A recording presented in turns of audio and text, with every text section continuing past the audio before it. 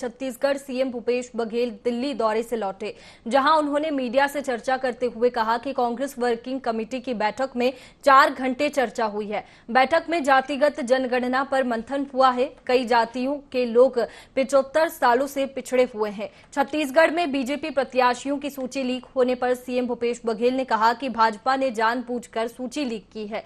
भाजपा रणनीति के तहत काम करती है। सूची को लीक करवाया गया है। भाजपा द्वारा पुराने चेहरों को टिकट देने की बात पर सीएम भूपेश बघेल ने कहा कि जनता ने इन चेहरों को पहले ही नकार दिया था। सीडब्ल्यूसी की 4 घंटा चर्चा चली और 4 घंटा चर्चा के बाद ये जो बात राहुल जी, खड़गे साहब, प्रियंका जी ने जाति जनगणना के बारे में जो बात कही थी, उसी सीडब्ल्यूसी ने मुहर लगाया। सभी सदस्यों ने एक मतेन कहा कि जाति जनगणना होना चाहिए, क्योंकि इससे चाहे वो किसी वर्ग को हो, मान लो हम अनुसूचित जाति या जनजाति या पिछड़े वर्ग कहते हैं, अपर क्लास की बात करें, इसमें बहुत सारी ऐसी जातियां हैं जो 75 साल में विकास के दौर में पिछड़ गए हैं। ये जानबूझ के सूची लीक की गई है।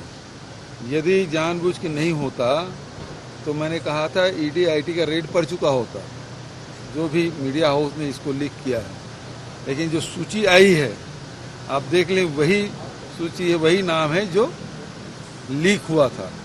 तो ये तो भारतीय जनता पार्टी की रणनीति के तहत हुआ है। ये लीक कराया गया है, लीक हुआ नहीं। जिसको जनता ने पहले नकार दिया था, चाहे वो अमर अग्रवाल जी हों, चाहे राजेश मुणत जी हों, चाहे वो प्रेम प्रकाश पांडे जी हों, ये सारे चेहरे पिछले समय जनता ने नकार दिया था। उस पर भारतीय जनता पार्टी ने विश्वास व्यक्त किया है और इनके पास अब कोई चेहरा नहीं है।